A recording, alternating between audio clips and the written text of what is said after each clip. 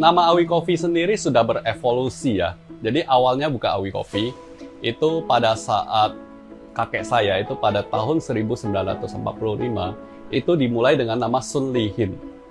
Sun Li Hin artinya berkembang. Berubah namanya menjadi Toko Segar Harum. Pada saat saya take over, kita mencoba mematenkan beberapa nama. Dari Toko Segar Harum, Harimau, dan banyak nama yang lain, tetapi tidak lulus. Jadi terakhir kita pikir, oh kenapa tidak pakai nama Awi Coffee saja.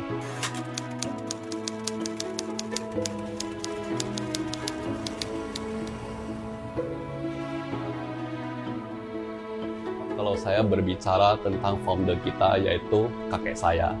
Nah, masa kecil kakek saya itu boleh dibilang tidak seperti kebanyakan orang kaya atau apa.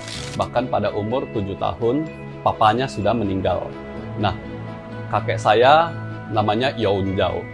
Jadi dia pada umur 7 tahun, dia sudah harus keluar dari rumah, bekerja pada keluarga yang lebih kaya. Pada saat itu mengasuh anak gitu. Alkisah kakek saya juga sudah beranjak dewasa, tapi tetap harus jatuh bangun membangun bisnis. Sampai suatu hari dia mencoba satu bisnis baru, dia buat satu drum yang besar, buat tangkainya, kayu bakar, dan dia memulai bisnis roasting kopi tradisional khas Medan, khas Binjai, khas Sumatera Utara.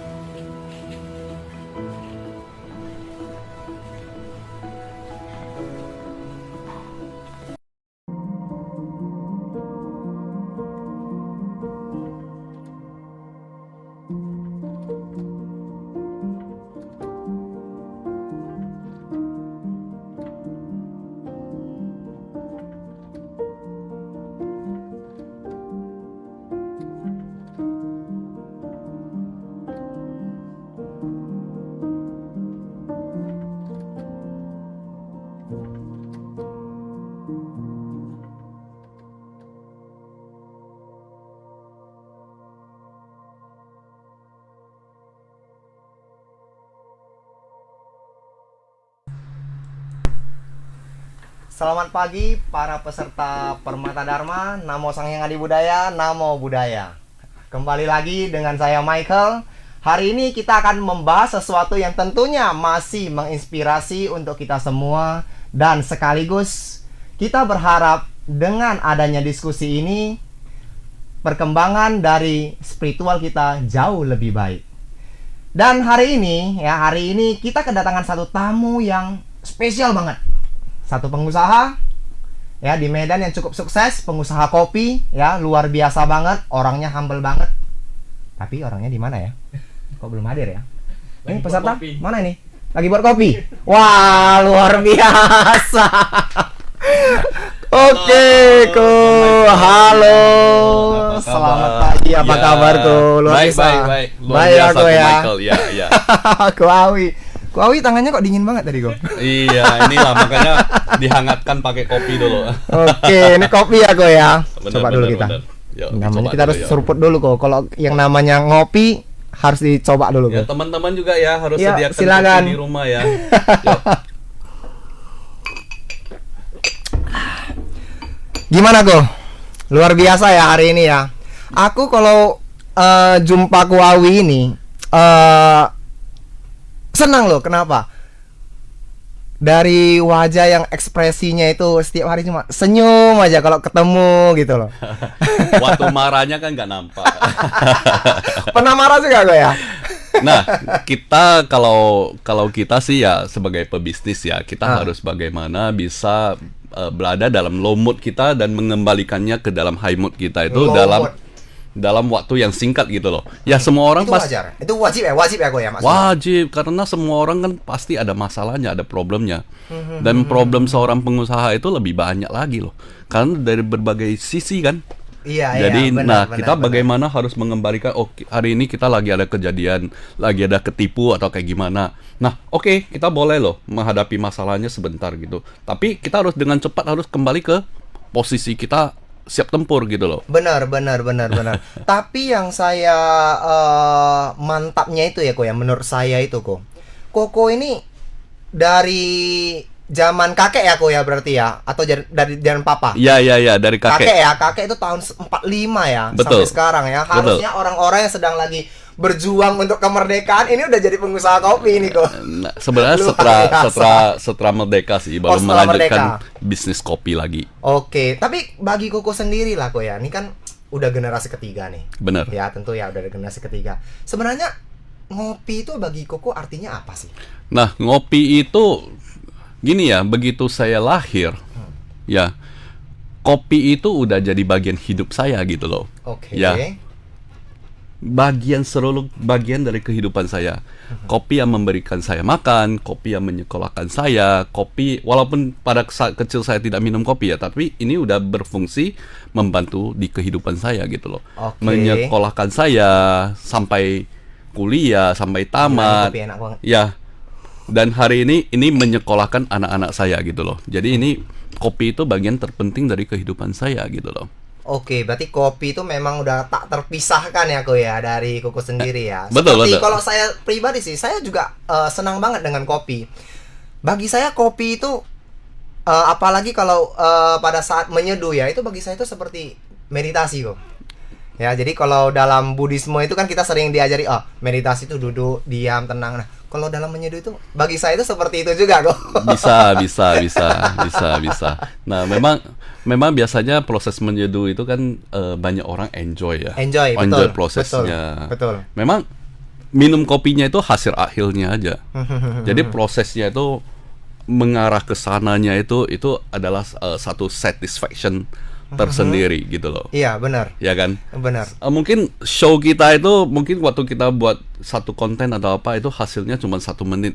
Tapi proses pembuatannya itu bisa sampai 2-3 jam atau bener bahkan kok. 1 hari gitu loh. Bener kok, nah, bener. banyak orang juga enjoy itu prosesnya gitu loh. Iya. Dan hasilnya itu begitu orang melihat, orang ketawa, orang terinspirasi, mereka juga satu kepuasan yang lain gitu loh. Iya. Jadi ada 2 kepuasan. Benar kok, benar. Jadi kalau menurut kita kok sebagai pembuat kopi ini, orang itu kalau udah minum senang, nikmat, wah itu luar biasa banget senangnya itu.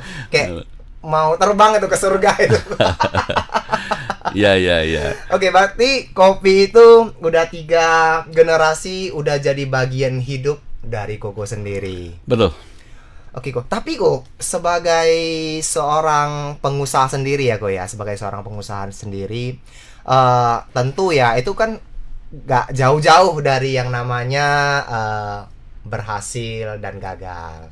Ya, tapi sebelumnya itu dengar-dengar Koko pernah jadi engineering ya gitu ya kok ya. Ya, itu waktu aku di Singapura ya. Jadi sedikit kisah, saya pergi ke Singapura itu sebagai penerima beasiswa. Nah, aku pergi ke Singapura pada tahun 96-97 lah, akhir 96. Jadi awal 97, terus kuliah di Singapura 4 tahun dan lulus sebagai teknik sipil di teknik sipil dan bekerja di shipyard. Jadi bekerja sebagai engineer dan saya bekerja 1 tahun. Nah, cuman sempat 1 tahun di sana 1 tahun di Singapura. Nah, cuma saya menemukan bahwa passion saya itu sebenarnya untuk belajar fisika.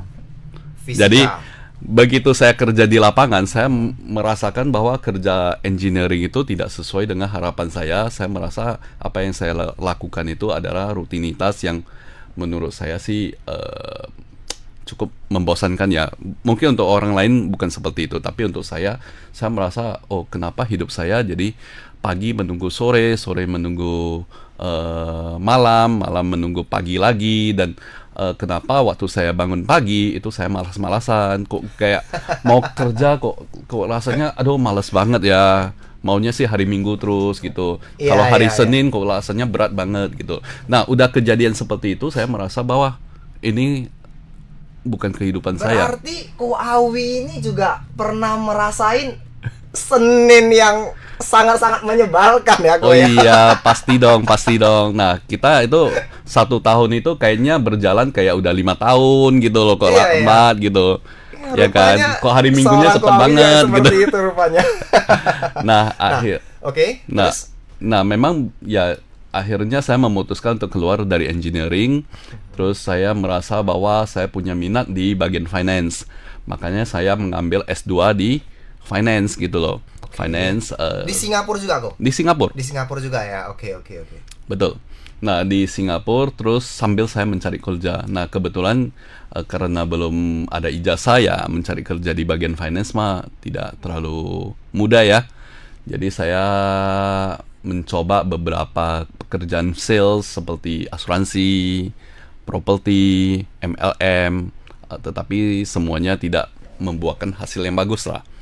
Nah, sampai begitu saya tamat, saya mencari kerja juga di bagian investment and banking gitu. Saya tidak menemukan pekerjaan itu. Oke. Berarti sempat di Singapura, kemudian di Singapurnya S2, dan setelah S2 selesai masih di Singapura. Tapi nggak kerja kok maksudnya tuh tadi. Atau Ya, gimana kok, sorry? kerja masih melanjutkan pekerjaan sales lah Engineering-nya. sambil mencari kerja yang lain. Bukan engineering. Engineering memang udah betul-betul saya tinggalkan dan memang tidak mau kembali lagi ke engineering. Karena saya tidak mau melanjutkan kehidupan yang seperti yang itulah.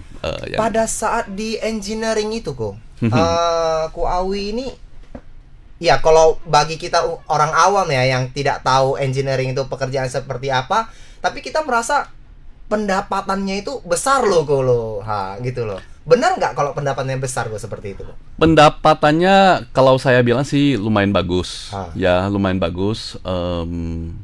Cukup nggak cukup. Cukup. Cuman Oke. kamu mulai merasa bahwa kehidupan kamu itu tidak sesuai dengan apa yang kamu mau gitu loh. Kamu menjalaninya dengan malas-malasan. Dan dan beneran merasa bahwa ini memang bukan aku yang saya cari gitu loh. Yang saya cari gitu loh. Nah, Oke. kayak gimana bilangnya ya? ya feeling seperti itulah. Saya rasa kadang-kadang saya susah ungkapkan. Cuman saya merasa pasti banyak orang merasa seperti itu. Nah, dan akhirnya ya saya beralih ke bidang yang lain gitu Ke loh. bidang yang lain ya. Mencoba bidang yang lain. Oke, kemarin waktu kita jumpa waktu kita ngobrol-ngobrol, saya sempat berpikirnya begini loh kok. Ini orang kayaknya agak Aneh ya. aneh, agak-agak gila sedikit loh. Kenapa saya pikir begitu? Kerja engineering bagus-bagus di Singapura lagi. Kok tiba-tiba merasa bosan? Padahal kalau saya pribadi kalau jadi Ko Awi itu impian banget loh kerja di Singapura loh gitu loh. Iya. Sebenarnya gini ya. Saya pernah membaca, tapi entah di mana. Mungkin perlu diverifikasi lagi. Oke. Yang membuat orang itu kehidupannya itu menurun, itu bukan karena kekurangan uang. Membuat kehidupan Menurun, mungkin kualitas kehidupannya menurun. Dan ada kecenderungan ke arah yang tidak baik ya. Oke. Itu bukan karena kekurangan uang. Kalau dalam bahasa Buddhis mungkin namanya kemunduran batin ini ya. Aha. Tetapi karena kekurangan tujuan hidup. Tujuan hidup. Oke kok. Arahnya mau kemana gitu. Oke. Nah, begitu arahnya gak ada, walaupun kamu punya income yang bagus, itu juga tidak akan membantu kamu. Kamu akan merasa kehidupan kamu itu sangat menyiksa kamu lah. Ya, kamu juga tidak senang dengan kehidupan memulai hari kamu juga tidak maksimal lah. Kamu merasa tidak maksimal dalam hidup kamu. Ya. Ini penting kok, ini penting.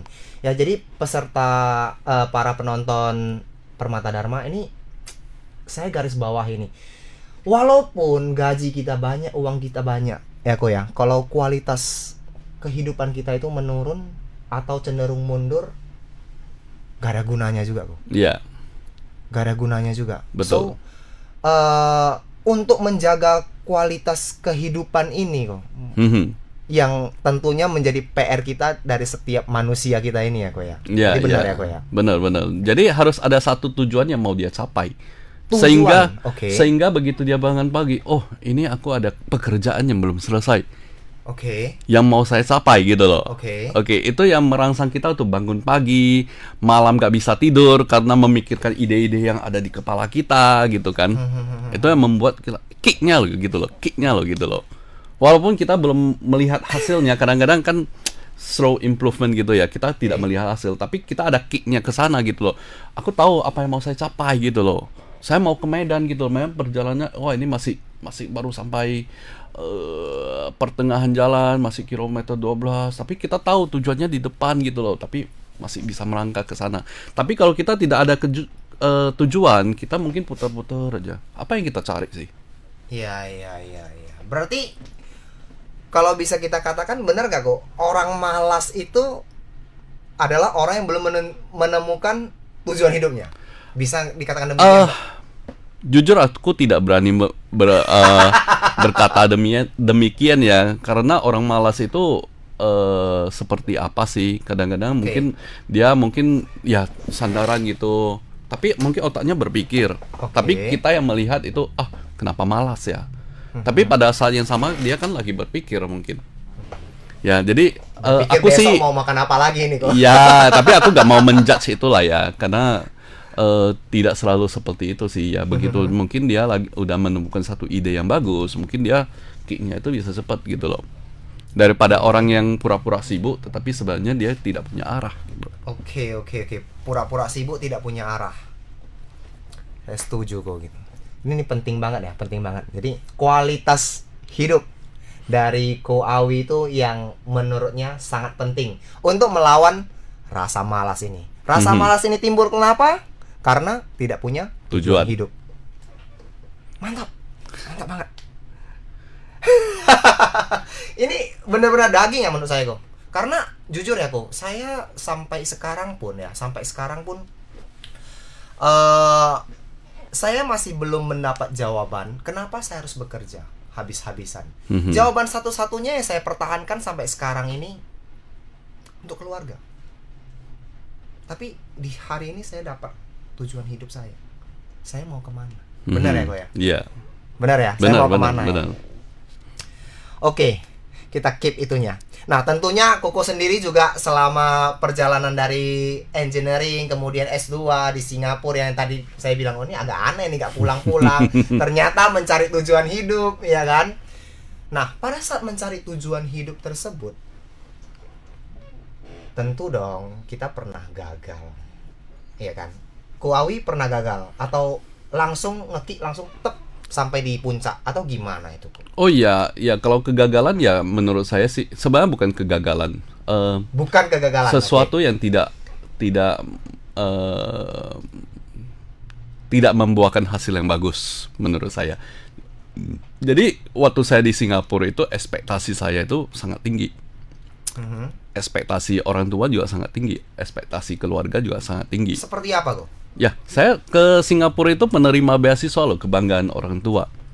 Ya, saya walaupun mereka tidak mengatakan, tetapi saya bisa merasakan mereka bangga. Coba kamu pulang ke Indonesia, ke kota kecil Binjai kembali dengan status orang gagal, pengangguran. Perginya penerima beasiswa, pulangnya sebagai pengangguran. Feelingnya seperti apa? Mungkin papa saya, mama saya tidak pernah mengatakan itu, tetapi ya saya bisa merasakan. Ya, karena saya sendiri yang berada di posisi itu aja merasakan, apalagi yang memang membesarkan saya, yang bangga, mungkin mereka juga saking bangganya juga mungkin bisa menceritakan ke orang lain, anak saya beasiswa loh ke Singapura gitu. Terus pulang-pulang pengangguran. Sesuatu yang menurut saya sih bisa jadi beban yang sangat. Ini sepertinya lebih gitu takut obrolan tetangga daripada kegagalan ya gue. Pasti seperti itu. Pasti seperti itu. Gagal itu kan feeling sebenarnya. Feeling. Oke. Feeling apa yang ada di dalam otak kita. Kalau selama kita kayak Thomas Edison gitu ya, selama dia masih menciptakan bola lampu dan dia tidak pernah bilang itu kegagalan, dia masih dalam proses menemukan hal yang baru, cara yang baru, dia berhasil, cara yang tepat. Tapi berhasil menemukan hal yang tidak tepat gitu ya. Oh, ini positif loh. Jadi pada saat itu Koko waktu merasa saya sudah stuck lah ini di Singapura ini. Pada saat mau pulang, nah itu gimana itu? Kalau di Singapura sih memang kebetulan uang saya sudah habis dan saya sih sudah tidak mau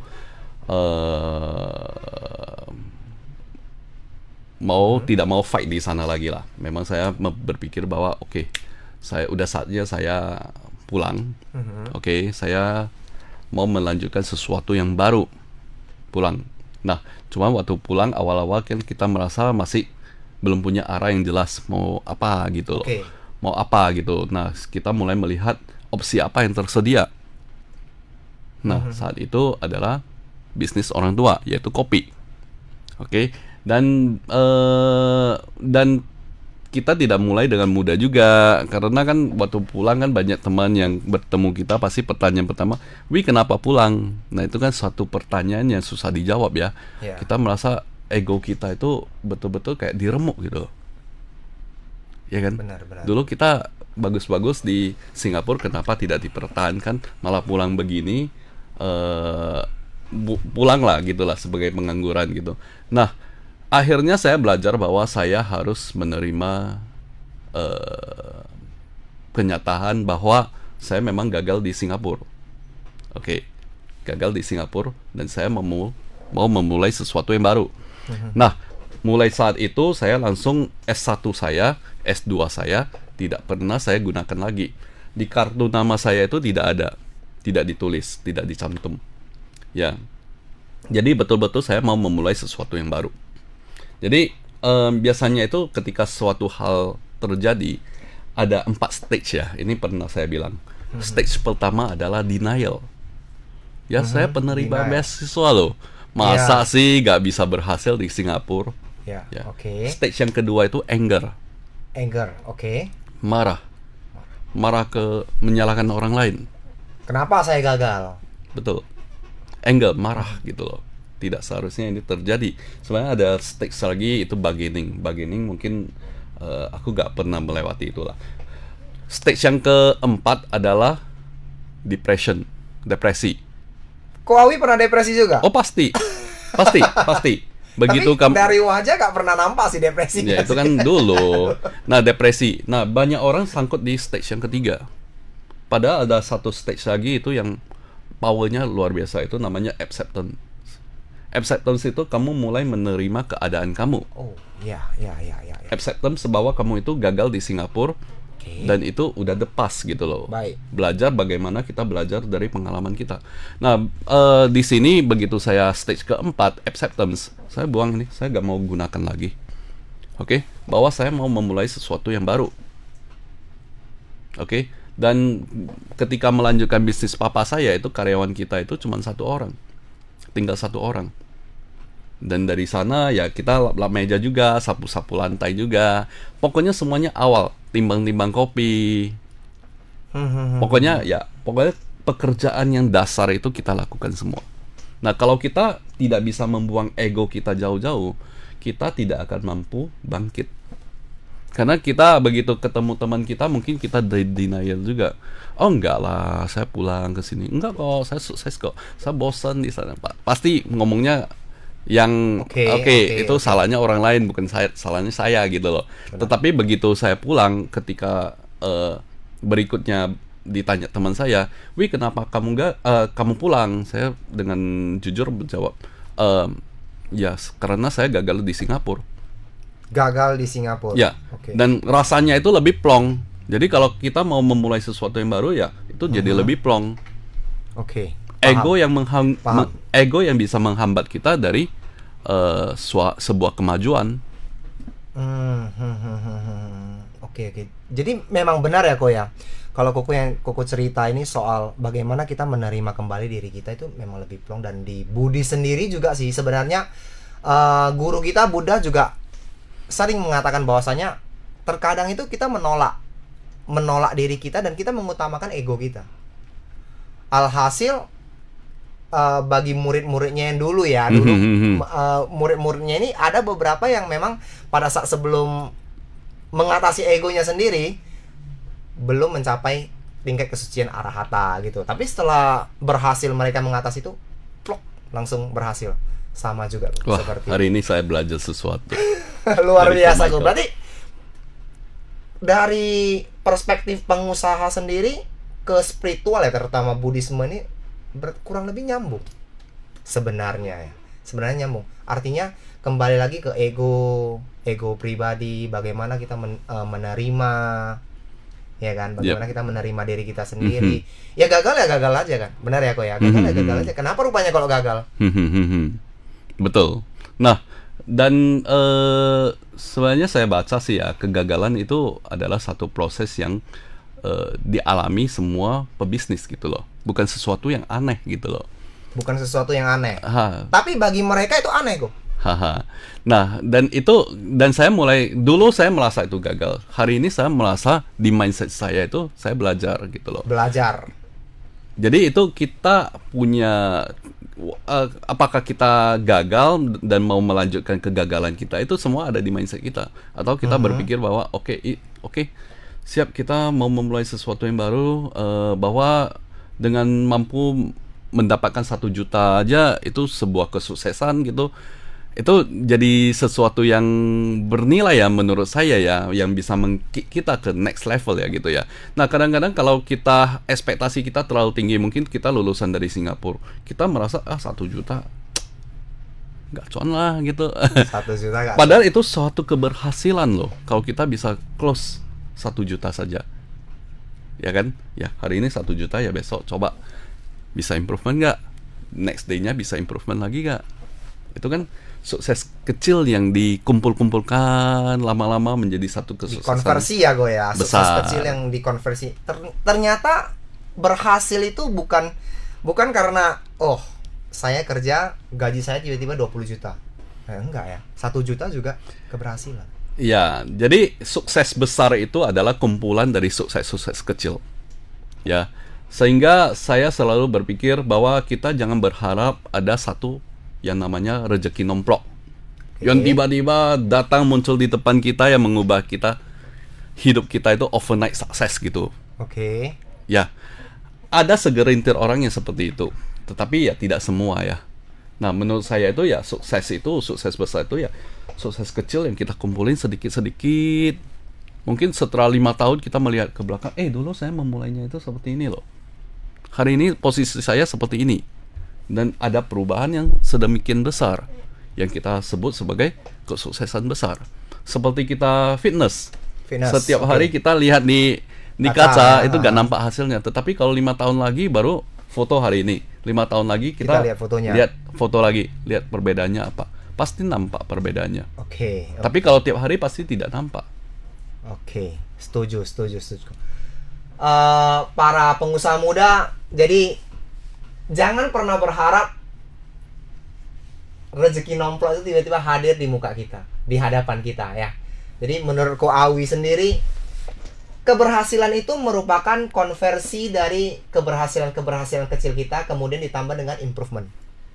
Sehingga apa yang nantinya kita hasilkan ke depannya itu merupakan sesuatu yang benar-benar berproses. Benar ya Ko ya? Bukan sesuatu yang tiba-tiba ada dan kita sendiri tidak improve. Ya, sehingga begitu kita kayaknya ada cuan sedikit, itu juga kita syukuri. Cuan sedikit kita udah syukuri. Karena itu bagian dari sukses besar kita. Oke. Setuju. Oke kok, sambilan kita nyeruput dulu lah. Ya. Enak banget kopinya nih. Katanya nih King Jantan kok. Ya. King Jantan. Kenapa harus King Jantan? Nah, King Jantan, kalau di Sumatera kopi Piberry itu disebut dengan kopi jantan. Jadi kopi itu biasanya satu buah ceri itu ada 2 biji. Nah, kalau yang biji tunggal, itu namanya Piberry. Dan kita di Sumatera kita sebut sebagai kopi jantan. Nah, kalau di Jawa itu disebut kopi lanang. Nah, kebetulan ini best selling kita ya, kopi King Jantan. Dari Tanah Karo. Nah, ini diproduksi oleh seorang partner kita lah, namanya Pak Karo. Jadi Pak Karo itu sebelum menjadi petani kopi, dia adalah seorang guru. Jadi begitu udah pensiun, dia mulai tanam kopi, proses kopi, dan kebetulan produk ini jadi best selling kita. Dan kita udah rutin ekspor ke Jepang, Singapura, dan beberapa negara lainnya. Nih, mantap banget loh. Di Jepang juga banyak orang yang suka King Jantan ini ya kok ya. Tapi kok ini ada pertanyaan dikit nih kok. Ini agak nyelehne dikit nih. Ya. Kenapa harus King Jantan namanya? Kenapa gak mau yang nama yang lain? Karena gini loh, kalau kita nampak King Jantan, apalagi kopi ya, kopi ini kalau King Jantan, ya, otak kita ini langsung traveling nih. Ini jangan-jangan kopi kuat ini. Atau gimana nah? Gimana ini, kok? Memang dari dulu sejak zaman orang tua, mungkin dari kakek itu memang udah disebut di Sumatera Utara memang udah disebut kopi jantan gitu loh. Oke. Dan saya menemukan bahwa kata jantan itu catchy gitu. Catchy. Pertama begitu orang lewat pasti akan membaca sebentar. Apa itu kopi jantan? Curiosity. Terus membaca. Paling tidak kalau di store kita pasti dia akan bertanya, ini kenapa kopi jantan? Nah, ada satu interaksi. Ada satu yang menarik minat mereka untuk bertanya lebih lanjut. Sehingga namanya kita pertahankan gitu loh. Oke. Wah, menarik ya ini ya kalau yang namanya King Jantan ini ya.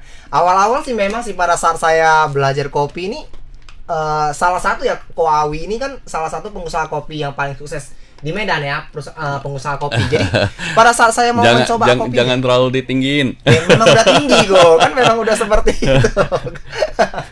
Ini kan King Jantan awalnya ya, Ko Surya juga ya, Ko Surya kemarin juga mau beli. Kok King Jantan ya? Jangan-jangan ini kopi kuat ini. Cocok Kan nih, jadi kuat kan? Memang jadi kuat kan? Iya, memang jadi kuat. Oke. Kuat imannya. Kuat imannya kok, bukan yang lain. Oke. Luar biasa. Memang ini King Jantan punya filosofi yang mantap ya dari Ko Awi sendiri. Jadi hasilnya pun ya kita bisa lihat ternyata di pasaran dapat diterima dengan baik. Bahkan katanya benar ya Ko ya, ini bahasanya menjadi salah satu representatif kopi di Jepang.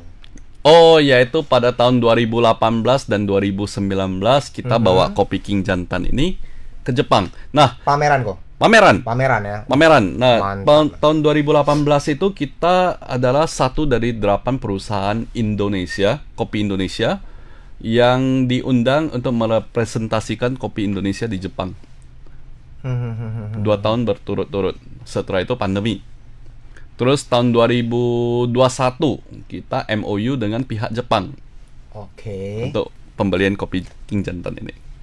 Oh, begitu ya. Berarti itu kali pertama penjualan internasional ya, Ko ya?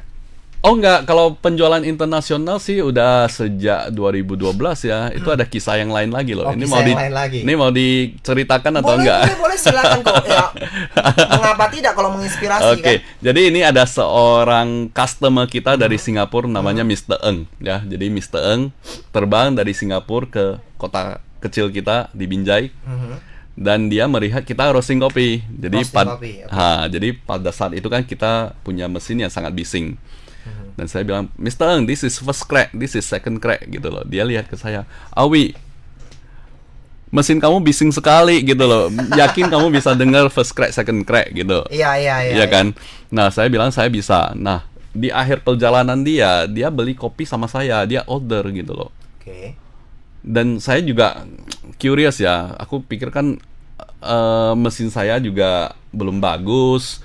Lokasi produksi saya juga belum bagus, kita juga tidak banyak reputasi sana sini gitu loh. Nah, saya tanya, Mr. Eng, why do you buy from me? Gitu loh. Dan dia jawab, Awi, saya tidak beli karena kamu bisa mendengarkan first crack, second crack dari mesin yang bising ini. Saya tidak membeli dari kamu karena kopi kamu yang bagus. Malah kopi kamu itu 3 kali roasting, 3 kali tidak konsisten, belang-belang katanya. Tapi saya beli karena kamu. I see something in you, dia bilang. Saya melihat sesuatu di dalam diri kamu. Nah, dia melihat visi kita. Jadi selama perjalanan kita banyak berbicara. Saya berbicara bahwa ada hal yang mau saya capai. Saya mau buka di Jakarta. Saya mau membeli mesin yang terbaik di dunia. Ini dan itu. Dan semuanya itu kita capai gitu. Dan pada saat itu kan belum capai, tapi dia bisa melihat, dia bisa merasakan. Nah, mungkin karena itu. Dan dari Mr. Eng inilah pertama kali kita mengekspor kopi ke luar negeri. Jadi pintunya pintunya terbuka gitu loh. Nah, sampai hari ini hubungan saya dengan Mr. Eng itu masih bagus gitu. Masih Nah, bagus. pada awal pandemi kemarin, pandemi udah di Singapura, tetapi belum masuk ke Indonesia. Jadi di sana dia ada permintaan untuk kirim masker ke dia. Nah, saya kirim ke dia. Nah, masker saat itu satu kotak udah 200.000 kirim ke dia. Oke. Terus dia mau bayar saya bilang, Mr. Eng, you don't need to pay me gitu loh. Gak usah bayar gitu loh. Dia tanya kenapa? Mr. Eng, kamu ingat gak tahun 2012 kemarin? Kamu adalah orang yang awal-awal mempercayai saya gitu loh. Nah, kalau hari itu kamu nggak memberikan saya kesempatan untuk mengekspor kopi, hari ini belum tentu saya mengekspor kopi. Jadi Rp1 yang kamu kasih ke saya pada saat itu, nilainya itu lebih besar dari uang sekarang. Oh, iya. Mungkin iya. lebih besar dari satu miliar yang hari ini. Iya. Oke. Tapi tadi saya sempat pada saat Covid kan masker mahal. Tadi saya sempat kepikiran ini Huawei jual masker juga nih ke sana ya. Oh, rupanya enggak. Enggak, itu kan sebenarnya dia membantu kita di awal Iya, gitu betul, loh. oke. Dia memberikan roti pada saat kita lagi lapar pada saat itu, gitu loh. Tapi tadi saya agak ngeh gitu kan. Saya belinya itu bukan karena kamu bisa mendengar first crack, second crack atau ini, tapi saya belinya itu karena kamu. Dalam budi sendiri kok. Bagaimana orang suci itu bisa dikatakan sebagai orang suci? Hanya orang suci juga yang bisa menentukan kalau dia itu orang suci. Artinya si A ini kalau arahat, maka kita sebagai orang biasa tidak bisa mengatakan dia ini arahat. Harus si B yang sesama arahat. Oh, si A ini arahat. Pengusaha berarti juga demikian. Kalau saya tangkap ini. Artinya kalau memang punya jiwa pengusaha, harus para pengusaha juga yang tahu visi misinya itu yang di mana. Karena saya nggak tahu kok. Saya selama ini merasa, oh ini orangnya pekerja keras, dia pasti bisa jadi pengusaha. Tapi setelah Koko bilang, saya melihat visi misi, saya melihat kamu, saya melihat visi misi kamu. Connect nih. Nah, mungkin sedikit komen dari saya ya. Untuk spiritual, saya mungkin bukan orang yang paling bagus Ya, untuk menjawab oke, ya. Tetapi oke. dari sisi entrepreneurship mungkin ini yang bisa saya bilang. Sebelum kita bisa meyakinkan orang lain, sebelum Oke. orang lain bisa percaya kepada kita harus percaya kepada diri kita sendiri dulu. Oh, oke. Bahwa oke. kamu akan mencapai sesuatu. Hmm. Karena kalau diri kita sendiri tidak percaya, bagaimana Nggak orang yakin. lain bisa percaya? Kalau Setuju, kita Bro. tidak berbuat ke arah sana, Setuju. kamu sendiri tidak merasakan bahwa kamu mengidentifikasikan mendeskripsikan apelnya itu sedemikian lengkapnya, orang bisa berimajinasi mereka itu sedang memakan apelnya gitu loh. Oke. Rasa-rasanya, bentuknya seperti itu, merahnya seperti apa, bintiknya kayak gimana, gurihnya kayak gimana, dia bisa merasakan gitu loh. Oke. Nah, itu seberapa yakin Oke. di otak kita itu bentuk apelnya itu seperti apa gitu. Kalau apelnya masih abu-abu gitu, masih bentuknya gak jelas, ya orang yang mendengar juga gak jelas apelnya seperti apa. Tujuan kok. Tujuan kita mau kemana, kita sudah tahu dengan jelas. Betul. Kita mau ngapain saja, kita Betul, yakin ke sana. betul. Dan kita bisa deskripsikan dengan sangat detail. Setuju kok, setuju. Ya. Ini hari ini saya belajar, benar-benar saya belajar dari pengusaha aslinya. Aku juga belajar sih, gitu. Oke. Aku belajar spiritual hari ini. Oke kok. Jadi kembali lagi ya kok ya. Kembali lagi bahwasanya tadi Koko sudah gagal, kemudian Koko kembali. Nah, saya pernah tergelitik dengan satu statement bahwasanya setiap orang yang berhasil itu, setiap orang yang sukses itu, privilege di belakangnya itu harus bagus dulu. Di sini jujur ya kalau saya boleh kasih tahu, menurut saya privilege Koko memang sudah bagus gitu loh. ya kan? Privilege Kokonya udah bagus. Nah, jadi gimana nih kalau bagi mereka yang punya privilege yang tidak bagus? Contoh misalnya Koko udah sekolah S2 di Singapura lagi, punya karir yang menjanjikan lagi walaupun ditinggalkan karena bagi mereka yang tidak punya seperti itu. Nah, sebenarnya apa itu privilege ya? Privilege itu kan harus dibandingkan.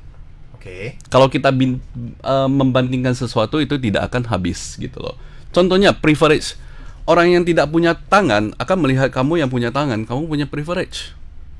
Oke. Orang yang tidak punya mata melihat kamu punya mata, kamu punya privilege. Kamu punya unfair advantage terhadap dia. Gitu loh. Ya kan? Orang yang berada di negara merdeka sama yang tidak di negara yang masih terjajah, dia akan merasa kamu punya privilege. Oh.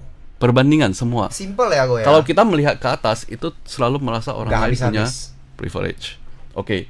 Satu. Kedua, kalau kita melihat ke diri kita sendiri, kita mulai melihat apa yang kita punya. Dari apa yang kita punya, apa yang bisa kita lakukan? Dari apa yang kita punya, Apa yang bisa kita lakukan? kita lakukan? Nah, itu mulai mendata apa skill set yang saya punya. Apakah, saya punya sepeda, orang lain nggak punya sepeda. Sepeda bisa untuk apa? Oke, saya punya 2 tangan. 2 tangan ini bisa untuk apa? Saya punya mata, mata ini bisa untuk apa? Saya bisa berbahasa Inggris. Itu keunggulan kita dibandingkan orang lain. Mungkin kita bisa jadi penterjemah, mungkin kita bisa berjualan ke orang bule. Itu semua kalau kita mau melihat, kita banyak privilege. Semua orang banyak privilege. Cuman mungkin orang lain punya lebih banyak privilege. Itu aja. Semua orang punya privilege. Kalau bagi pengusaha sendiri kok ya, kalau kita lihat ya kok, bagi pengusaha sendiri, ada nggak yang lebih penting daripada privilege sendiri kok? Yang membedakan satu pengusaha sukses dengan tidak sukses itu menurut saya sih satu, goal. Tujuan tadi, oke. Tujuan tadi.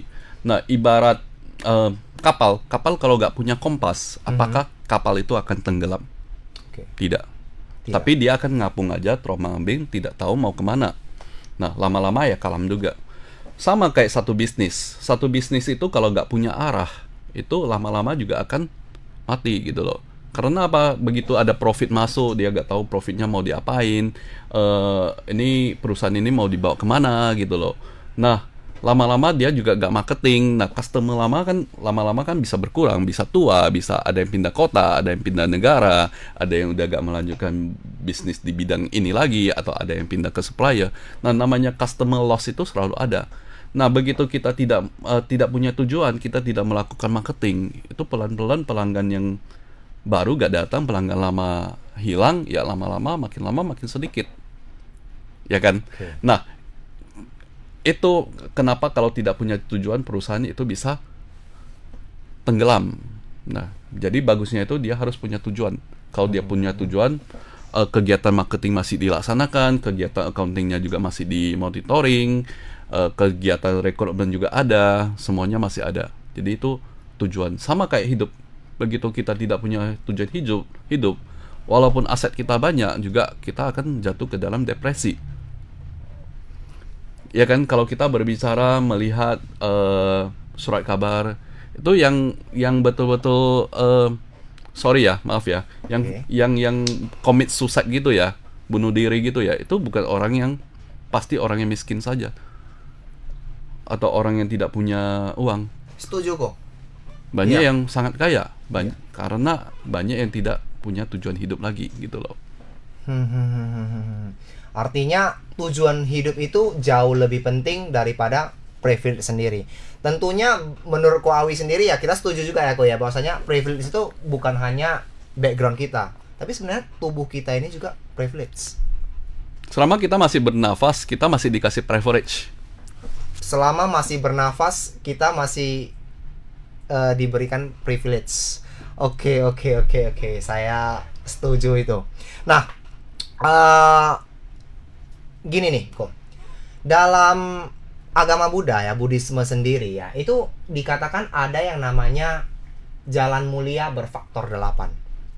Salah satunya itu adalah mata pencaharian benar. tentunya dalam mata pencaharian benar itu ada dikatakan bahwasanya menjauhi yang namanya menipu, kemudian mencuri, kemudian berdagang dagangan yang tidak pantas, ya kan, seperti itu kan. Tapi kan terkadang-kadang mungkin ya kalau seandainya kita berdagang itu kita tidak berdagang sesuatu yang tidak pantas seperti berdagang manusia dan sebagainya. Tapi di satu sisi kadangkala kita ini tidak bisa gimana ya? Kita ini tidak bisa mengontrol, terutama pada saat kita ngobrol, apalagi yang jadi marketing ini. Ya, tentunya dia akan mengatakan dia yang terbaik, punya orang lain yang terburuk. Nah, bagi pengusaha sendiri Koko sebagai pengusaha sendiri. Nah, kalau kita lihat secara spiritual ini kok, nah, itu kira-kira gimana ini? Nah, saya selalu gini ya, manusia itu sifatnya itu penuh dengan kesalahan dan kesilapan. Oke, karena masih manusia. Ya, jadi dalam satu tindakan itu kita harus selalu berpikir ya, dalam hubungan kita dengan orang lain juga seperti itu. Apakah tindakan kita itu masih net positif? Net positif. Net. Jadi net itu berarti yang positif, yang baik, berat bersihnya ya kok ya. Yang baik. Minus yang kurang-kurangnya kita lah. Ya mungkin 1-2 tindakan kita itu kita mengecewakan customer kita tidak tahu, kita nggak sadar gitu loh. Ya kan, dan ada yang dirugikan kita tidak sadar gitu loh. Nah, dari banyaknya positif yang kita buat dengan negatif yang kita buat, kalau masih sangat net positif, aku rasa sih masih di arah yang bagus ya. Ya, sama kayak aku gak berani bilang bahwa saya itu tindakan saya 100% semuanya benar. Secara pribadi. Ya, tetapi saya tahu bahwa saya pasti berbuat salah, sehingga saya harus meningkatkan perbuatan baik saya juga. Kira-kira demikian gitu loh. Karena saya yakin saya tidak luput dari kesalahan yang saya sadari ataupun tidak saya sadari gitu loh. Berarti tadi net positif itu kan berarti berat bersihnya dari kebajikan kita. Betul. Harus lebih besar dari berbanding dengan berat bersih kesalahan kita. Betul. Tapi tentunya di situ kan kita wajib benar-benar menekan. Ya, kalau kita conscious, kita akan tekan. Masalahnya itu banyak yang di luar kesadaran kita. Ya. Dan yang conscious ya sebanyak mungkin kita harus tekankan itu. Kita harus minimalkan itu. Harus ada effort di arah sana. Makanya kalau dalam Buddhis dikatakan adanya harus tetap waspada gitu ya. Waspada, eling dan sebagainya, kembali lagi. Oh ternyata kita tidak bisa kontrol yang terjadi. Contohnya kita lihat TikTok atau lihat Instagram ya. Lihat satu postingan bahwa kita menghakimi aja, kita udah berada di negatif. Nah, caranya kayak gimana? Kadang-kadang kan tidak terhindari.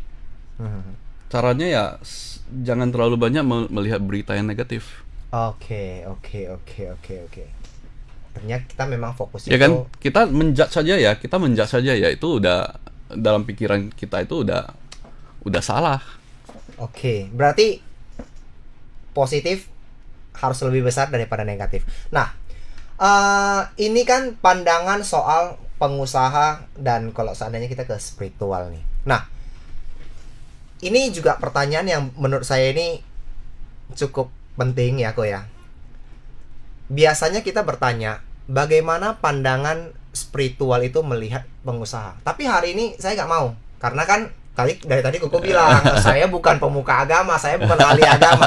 Nah, saya mau saya mau nanya, menurut Koko, pengusaha dan spiritual itu sebenarnya spiritual yang mendukung pengusaha usaha atau usaha yang mendukung spiritual kok? Nah, itu dia kok. Karena kan gini kok, kenapa saya bilang usaha itu mendukung spiritual? Ada orang yang mengatakan, saya harus menghidupi saya dulu, baru saya bisa buat baik. gitu loh. Tapi kalau saya tidak bisa menghidupi saya, gimana caranya saya buat baik? Saya mikirin makan besok aja saya udah setengah mati, gimana saya harus berdana gitu loh. Ya. Ah, gimana Go? Nah, bisnis itu bagian dari spiritual. Spiritual juga adalah pendukung dari bisnis. Nah, Oke. bagaimana kita menemukan spiritual di dalam bisnis kita? Itu filosofinya adalah pengalaman-pengalaman kita, baik itu buruk maupun baik gitu, dan kita belajar di sana, itu menjadi filosofi hidup kita yang menjadi spiritual dari perusahaan kita sendiri gitu loh. Contohnya, customer kita ditikung orang, Oke. dia sama orang lain, apa tindakan kita? Kita bisa bereaksi secara negatif terhadap positif. dia, atau kita bisa melihat diri kita sendiri, apa yang salah dari diri kita sendiri, untuk menghindari pikiran-pikiran yang negatif bahwa orang telah berbuat curang. Oh, ini sering loh kalau terjadi loh kalau. Betul. Ini sering terjadi. Konsumen kita ditikung orang, marah kita. Betul, betul. Ih, ini kok timbul lah, bukan hanya si penikung yang kita kecewa, yang kita marah Betul. gitu. Si konsumen juga, ini kok bodoh banget nih konsumen saya ini, kok bisa-bisanya dia ke sana. Padahal saya udah memberikan yang terbaik. Nah, satu. Kedua, kita ditipu orang. Kita ditipu orang. Nah, ditipu orang itu, dan papa saya selalu bilang, dan dia biarkan ya, kalau kita ditipu itu dia biarkan. Kenapa? Dia bilang, begitu kamu ditipu satu kali, mata kamu itu akan lebar. Oke. Kamu naik kelas. Kamu itu dari entrepreneurship itu kamu naik kelas. Oke. Jadi orang yang berbeda. Hah. Dan kalau kita berpikir bahwa kalau saya ditipu, saya mendapatkan hal yang positif, ya tapi jangan terlalu banyak lah. Dikit-dikit lah. Ya, kita consciousness kita itu jadi naik gitu loh. Jadi lebih was-was, dan kebijaksanaan kita itu meningkat. Ya, jadi tidak selalu hal buruk gitu loh. Oke. Bagaimana kita melihat sisi positif dari suatu hal. Nah, tentang cuma ya, mungkin spiritual juga ada termasuk sosial ya, seperti yang kamu bilang ya. Menurut saya sih di bisnis sih harus pisahkan ya. Spiritual dan bisnis ya, harus Bisnis dipisahkan. Oke. dan spiritual. Dana, masalah sosial. Ya. Di sini saya pisahkan. Oke, kalau bisnis itu ya tentang kita mencari keuntungan. Oke, tapi keuntungan yang baik. Ya. Jadi kadang-kadang kenapa 25 perak juga kadang-kadang kita nego. Oke. Ya, itu kan tujuannya kan memang profit. Yang bisa Profit. kita nego. Kan gitu ya.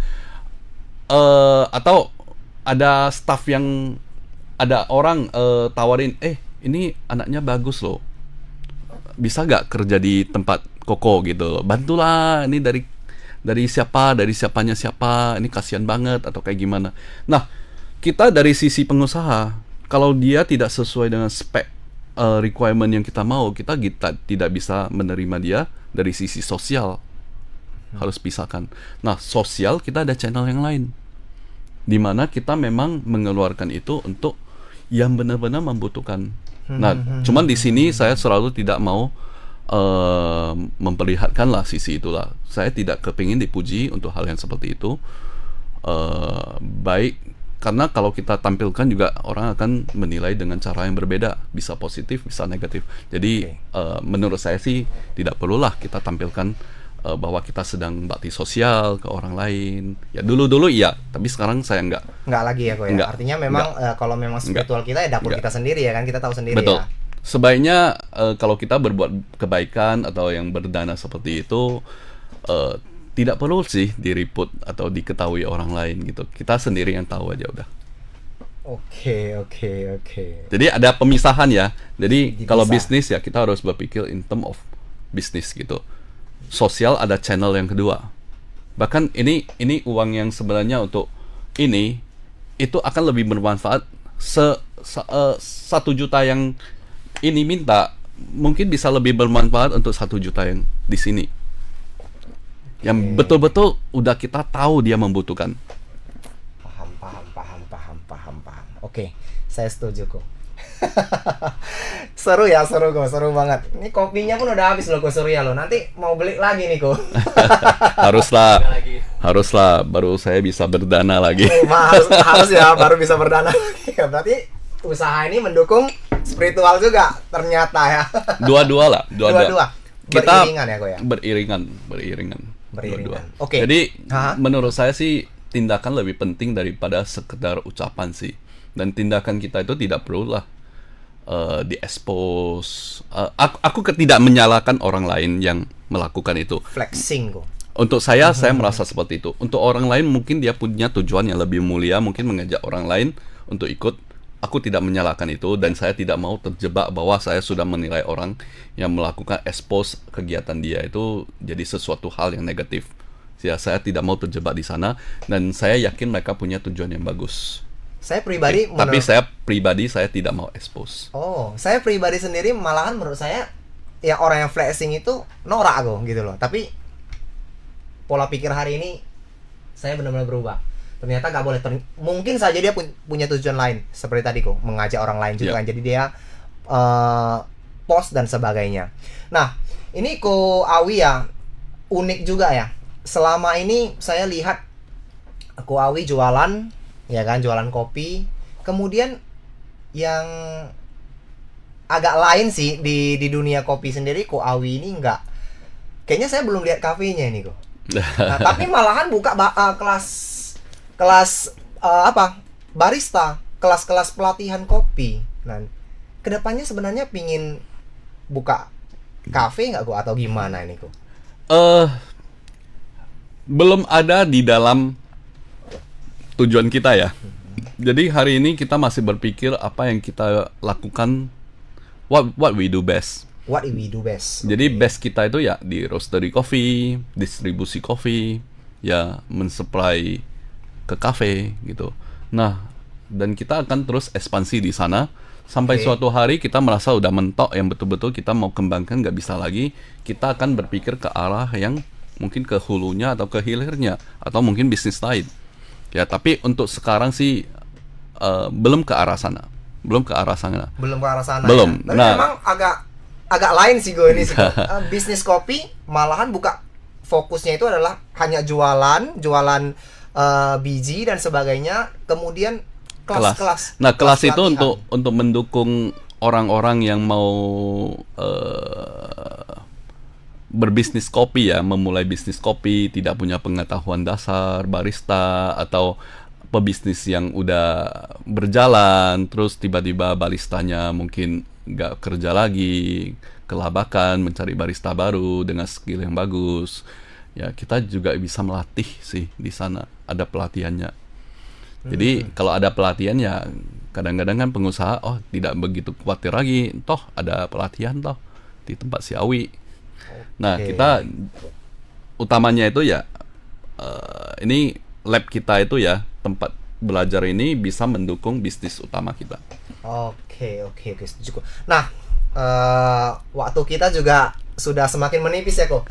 Sebelum kita menutup hari ini kok, boleh nggak berikan sebuah saran bagi kita yang pengusaha muda, gimana sih supaya kita ini bisa memulai, bertahan, dan akhirnya benar-benar menjadi seorang yang positif?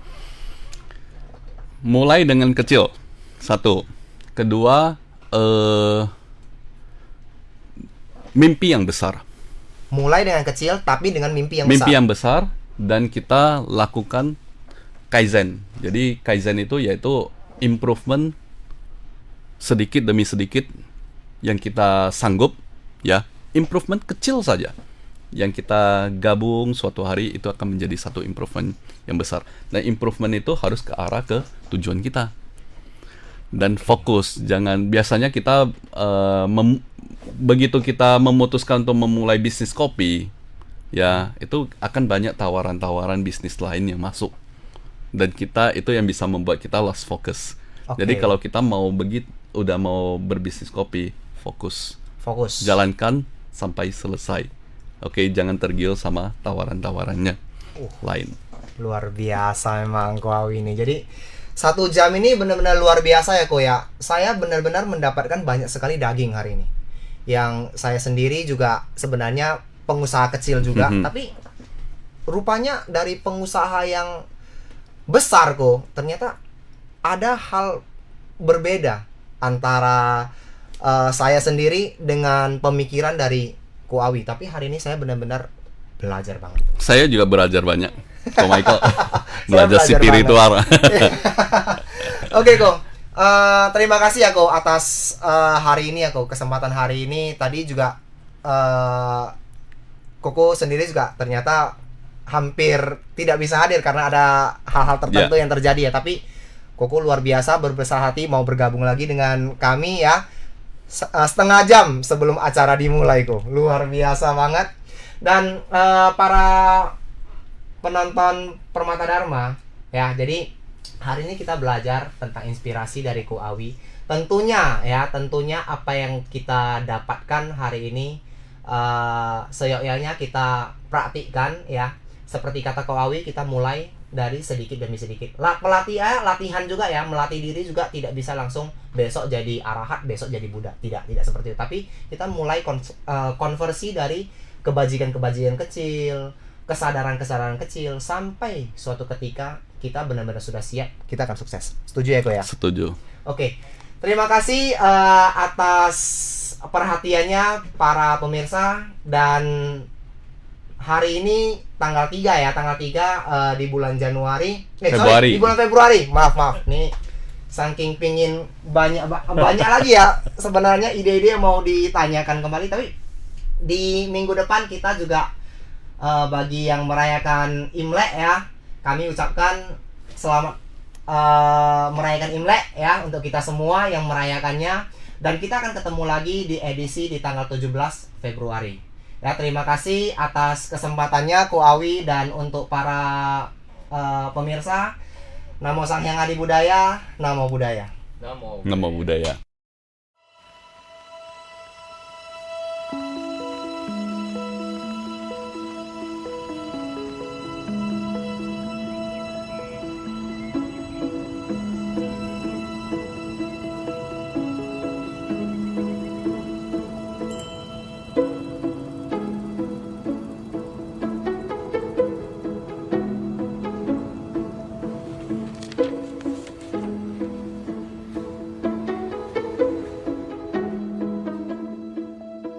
Nama Awi Coffee sendiri sudah berevolusi ya. Jadi awalnya bukan Awi Coffee, itu pada saat kakek saya itu pada tahun 1945 itu dimulai dengan nama Sun Li Hin.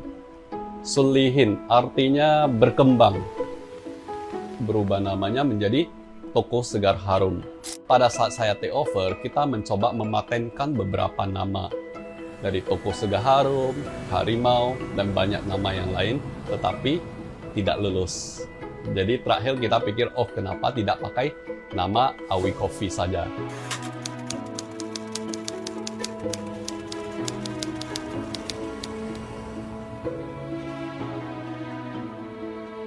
Kalau saya berbicara tentang founder kita, yaitu kakek saya. Nah, masa kecil kakek saya itu boleh dibilang tidak seperti kebanyakan orang kaya atau apa. Bahkan pada umur 7 tahun, papanya sudah meninggal. Nah, kakek saya namanya Yaun Zhao. Jadi dia pada umur 7 tahun, dia sudah harus keluar dari rumah, bekerja pada keluarga yang lebih kaya. Pada saat itu mengasuh anak. Gitu. Alkisah, kakek saya juga sudah beranjak dewasa, tapi tetap harus jatuh bangun membangun bisnis. Sampai suatu hari, dia mencoba satu bisnis baru, dia buat satu drum yang besar, buat tangkainya, kayu bakar, dan dia memulai bisnis roasting kopi tradisional khas Medan, khas Binjai, khas Sumatera Utara.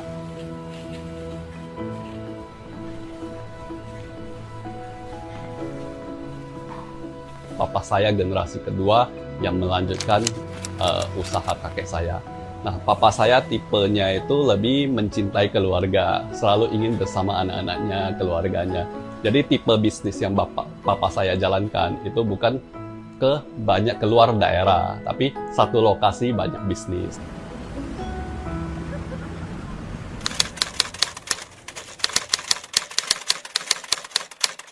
Saya sendiri juga bersekolah di Singapura. Jadi pada saat itu memang tidak terpikir untuk kembali ke Indonesia.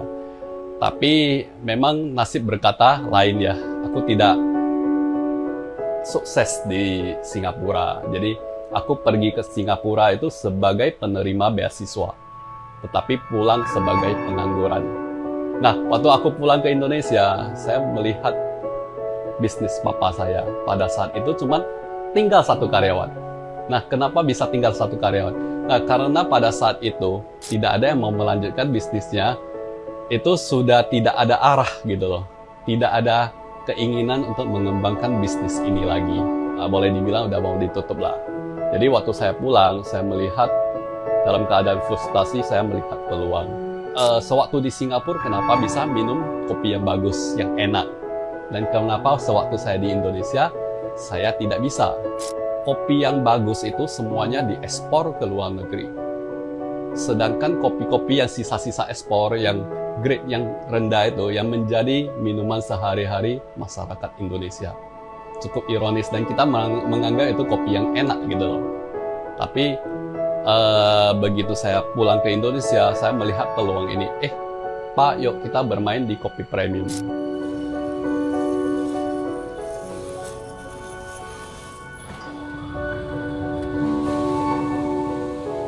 Jadi itu tahun 2005, generasi ketiga, yaitu saya, kita memasuki pangsa baru, yaitu pangsa kopi premium. Jadi selama 2 generasi pertama itu kita bermain di kopi tradisional.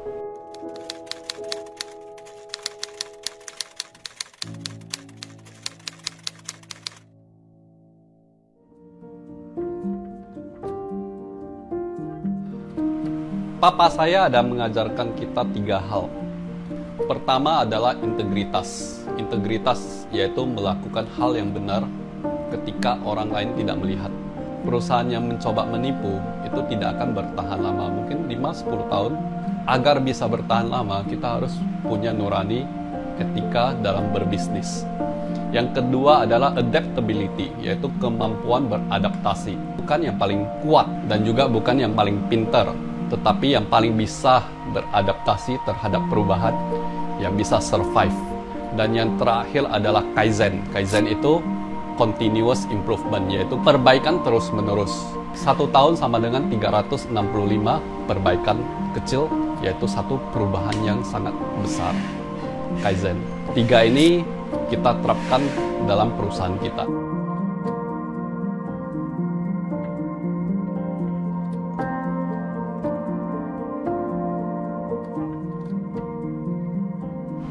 Dan menurut saya 3 itu tidak cukup ya agar perusahaan ini bisa berkembang hingga ratusan bahkan ribuan tahun ke depan. Contohnya kita hampir terputus, walaupun kita ada integritas, kita ada adaptability, ada Kaizen, itu hampir terputus di papa saya. Karena apa? Tidak ada generasi yang mau melanjutkan. Jadi saya juga berpikir suatu hari ketika anak saya besar, mereka juga belum tentu mau melanjutkan bisnis ini. Jadi saya, daripada menunggu hal itu terjadi, saya harus mempersiapkan. Karena saya punya mimpi bahwa perusahaan ini akan bertahan hingga ratusan tahun ke depan, bahkan ketika saya sudah tidak ada. Nah, saya menambahkan 3 value. Kita ada menambahkan bahwa God is everything. Jadi kita memang menyerahkan perusahaan kita itu kepada Tuhan. Tuhan itu yang memimpin kita ke arah yang kita mau. Yang kedua itu integrity, yang seperti yang saya jelaskan tadi. Yang ketiga adalah valued customer service. Jadi kita menekankan bahwa customer, tanpa customer perusahaan tidak akan bisa hidup. Valued customer. Terus enthusiastic super team, ini tambahan yang baru. Bahwa bisnis ini bukan tentang Superman, bukan tentang Awi, tapi super team. Sama-sama bergerak ke arah yang kita mau. Nah, suatu hari ketika saya tidak ada, ini perusahaan akan menjadi autopilot. Tidak harus ada shareholder di dalam manajemen. Jadi tim yang menjalankan. Bukan begitu Awi sudah tidak ada, bisnis ini juga tidak ada. R itu right response and adaptability seperti yang tadi. Dan yang terakhir adalah simplification and Kaizen. Jadi kita menyederhanakan hal-hal yang ribet, 10 langkah menjadi 3 langkah, sederhanakan supaya mudah dimengerti dan mudah dilaksanakan semua orang, dan Kaizen, perbaikan terus-menerus. Jadi kalau kita singkatkan itu bagian depannya itu GIVEAS. Jadi givers, memberi. Jadi untuk mendapatkan sesuatu kita harus memberi dulu. Misi dari perusahaan kita yang saya bentuk itu adalah membangun satu perusahaan kopi yang profitable, autopilot, dan terus bertumbuh, bisa berkontribusi dan menginspirasi orang banyak.